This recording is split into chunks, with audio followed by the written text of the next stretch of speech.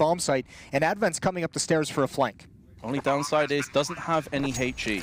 HE now would be absolutely perfect. Molotov has seen Brolan and dispatched him, but his element of surprise is no longer on the table. Now Twist can try and shimmy his way into a better position, but Advent's going to 1v2 clutch, and again, flank coming in as well, and now it's going to do work. Freeman against Crims, one-on-one, walking into the site, and Crims is part of the right weapon, going for more. Kaze misses that one, and Twist over towards Sandbag, swings out a little bit wider. Fnatic still holding on, just barely. Flashbang going to help out, but it's a 2-on-3. Shao King doing his absolute best to keep them in this round somehow. Takes out JW2, 30 seconds left, and it's that man once again, Crims. Nade bounces off his head, and Vici try and come back in overtime. Early damage has been inflicted to Vici. JW flash with his Desert Eagle, gonna have to use the bathrooms as sanctuary. JW can't hear anything at all. Brolan gonna make a move, sees the shadows protruding around the corner, but Advent's still gonna get the drop on him. JW's gonna have to go absolutely huge here with the Deagle. Doesn't have time to trade across to the AK, and there was no one there to back him up. It's looking like Vici are about to do it in the very first match. Well, they've cracked into this bomb site, holding strong as well. It's all on Twist, 1-on-3 with the CZ, and he can't. A lot of teams, especially in CSGO in today's game, they'll get the MP5s out, they'll get MP9s, all that sort of stuff. They want to challenge those AKs in the third round and actually be viable to win it and get a 3-0 on the board.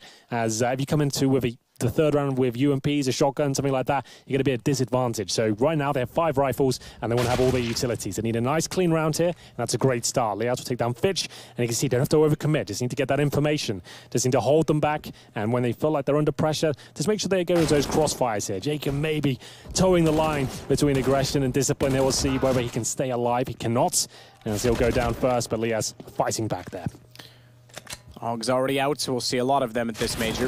I do agree with the sentiment on the desk that you either adapt or you're going to have to deal with the consequences. Yes, that was a very impressive shot to James, not using the scope. Quickly back out in position, and he collects ace for him as well. But certainly the pressure is on. I think it's testament to how well they've actually played in this match so far, even though it doesn't necessarily look like it. But they were on the CT side. Now things are going to get a bit more spicy. Damage being inflicted, but no one has fallen for Greyhound, so it is going to be a retake. They do have a kit, but no nades, just a smoke to play with in the hands of Rush. Now he does have Zelsis and Flusha far back coming to join up with him to help out. Rush is going to be the tip of the spear, but actually, look at that. Oh, they don't expect the angle. A triple kill, a quick one for Rush. And again, more Cloud9 magic as he retakes the bomb site. That is absolutely disgusting. Not a single point of health lost for him either. And now it's up to Urcast to try and return the favor, but Rush is on for 4. He's on for the ace. Dexter is trying desperately to stay alive in the smoke. Going to take his knife out and just swipe. It's not going to happen. Second one, automatic goes down, and it's the rookie. Everything to do, and he's delivering. A 1-on-2, and Greyhound slows down the retake. It truly is a baptism of fire for Zelsis. Already picked up 3. Sterling and Malta remain. And his spidey senses are tingling. He's going to pick up another headshot. Can Zelsis feasibly pull this one off? It's all down to Sterling, whittling away the time. There is the kit, but it... Listen, you're at the major. A win is a win. It doesn't matter how ugly it looks. Get to the next round. Pop flash towards top mid. Keo, he wanted that kill. He's going to get the follow-up. I think he knows there's a second player there. I think he realizes that wasn't the initial player that he saw. Follow-up flashbang as well at Keo. He loves this fight, and he's winning them all. Kiyoshima. He manages to bait away the attention, and that's when Zywoo shows up. If he gets that kill, maybe there's a glimmer of hope there for Tyloo, but absolutely nothing now. It's up to Summer, who will be with the bomb at least. 35 seconds, will presumably gets dropped any second now. He does get caught towards the, of course, arch position, but he gets a kill, make it a couple. Maybe not all hope is lost, because remember, Apex is low HP in that pit. If he goes down, there is a chance. He's got to try and plant here. He'll get the bomb down. This isn't over just yet, necessarily. My goodness, Matt. It's going to take an ace, but it's not impossible. It's certainly not. 10 HP on Apex. He's stuck in the pit. They knew where he was. Summer now almost has the advantage. So the long flank here. This might be a little bit too late. We will find out. Summer's holding off dark side corner. But Bentet, this is a huge flank. This is get right-esque at Starladder. He's going to go all the way behind them. They have no idea. Gets the gun out. Alex realized it. He looked to Banana, knew the timing was off, found the kill as well. And line up though, Summer again! Again he is surely traded out at this point, but it's a rock of sock around here. Zywood close range of the orb, only good for one. It's so scrappy here on Inferno, but it looks like Vitality are coming out on top. Just about. It goes. And we'll rotate towards Coffins. All 5 players now, Matt. On the B side of the map for Tyloo, and it's just MBK to defend them. No one rotating as of yet. Apex begins the rotation, but it's a little bit too late. MBK has to frag hard. Certainly has so far. 2 through the edge of the smoke. In fact, Vinted caught out as he was retreating. Apex, we can see the fact that they've crossed over. Goes a little bit late with his spray through the smoke, but MBK will play off that. Through he goes indeed. He fall back and dodge the flames. Around behind the vents, though, it's Alexiv that's got to hold him off. MP7 in hand, he's dropped immediately as the AUG makes its way toward the site.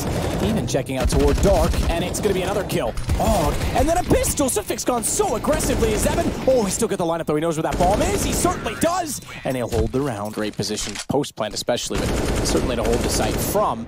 As Alexiv yet again on the lurk finds Sotvik, and forget the fact that they were, oh my goodness, downstairs. They're going to rotate back around. Alexiv showing off exactly what young people do with their reflexes and aim. He finds 2 more. Finally, Sergey goes down. 18 seconds. Bomb to be planted. Alu has 1 HP while planting, but team is nowhere nearby and doesn't have a nade to throw in his direction anyway. So just when they adjust, when they get players down towards lower, they focus their active affairs with T-pistols. This is where Sergey just gets 3 kills for himself in more senses than one. The fact he gets 3 favors them. Colby finds the kill. They only get 1 back. Sergey down to Sumdai Young. And excuse me, I take that back. It was Ariel. Sergey's still on the site. How dare I confuse the two? Because Sergey could be the hero and not the villain. He still goes down at 7. That's pulled it slightly closer. And a 2-on-1. Alu, the last alive, drops in with a Tech 9 and has the bomb. Unaware, however, oh, he is aware. He is very aware. Same with JR close up. They've got to be wary of these vents. There's, oh, nice flashbang in mid. That's beautiful teamwork. G2 respond with some great flashes and utility of their own. Particularly sick was a priority. He saw the AWP just around the corner of vent, prioritized the player with the automatic weapon, shifted across to the AWP, and now G2 go from strength to strength. They're looking like they're going to pull this back to a 1-round deficit. Chopper can't do anything. Damage. And it's planted in an awkward position as well. It's not planted for Jax. Yes, he can get himself round to Checkers, but he's going to have to dust himself through the smoke first. Jax has done a bunch of damage to JR. This surely still, though, in the hands of Vega Squadron. They've used all of their utility. They're going to have to come out and face Kenny at some point, and he's going to look to deliver. There's the first frag spinning around, get the second. Oh, and picks up the third as well. But he's already been arrested by the Warden, it seems. Rez, that's not to say that they've got the advantage because Art and Vinny rotate back in, and Art, he's going to retake that back side of the site, get toward the van as well, and that means he can actually aggressively peek a position which they previously thought was clear. To me, that's the recipe for disaster against NIP, and it certainly is exactly that as the bomb dropped on the balcony, and just Forrest remains. Nice side to stand at this point, but he knows how to frag. Goes down to just 15 points of health, but safely tucks himself back in CT spawn. It's his 3rd kill of the round. I feel like he needs a Larry as a teammate, and then it'd be perfect. Vinny and Larry. Rez is already occupying ground previously, at least watched or considered from the CT side. The fact that he's so far into our jungle, this could still work out. 22 seconds. Bomb with Forrest, and he has an AWP. He'll clear connector, and he could even peek CT on his own range. I was going to say, if he Molotov CT spawn, that would be perfect. But still, bomb does go down. Forrest needs to find a shot here, bring it into equal situation. He just has to hope no one's going for the flank at this point and just take a bit of a gamble in that respect. It has worked out. He will have the A ramp, and his teammate goes down. Forrest left in a 3 versus 1, certainly capable of pulling this off. And he knew he had to peek again right away. Give him the time. Site. Lekrovi gets 1. That should be enough for his teammates to rotate over. It's an equal trade, though. So still on for Furia here. Lovely stuff from Forrest. He gets the kill through the smoke, and Arts actually has probably the ideal weapon in this scenario, considering he's looking for a really quick opening pick. Anyone pushing through this smoke, but NIP at this stage just need to hold and wait for his next move. Get right, getting around behind, though. Locks him in. Yep, absolutely. There's nowhere for him to go. That op's got to go down at this point in time, 55 seconds. I suppose he could fight his way out. But looking that direction, when we know there's already one at the door, as soon as he fires a shot, he can't even unscope now. Oh, hang on. Hang on. How's he do this? Trade. Has to be. Back through the window. Got away with that. This is still... All right. right? Oh my gosh. There, he's being rather evasive. He's got the bomb. At the very least, he's... Oh, did he run too soon? He's tagged. That's going to cost him dearly. And now Forrest on the chase is even ready for the by Waylander, and now we're going to see the hyper-aggression up on A. What can Parisi do? Well, the answer so far is 3 frags, looking for a 4th, and Daps helps him out. NRG somehow spin this round back in their favor. It was looking lost, but instead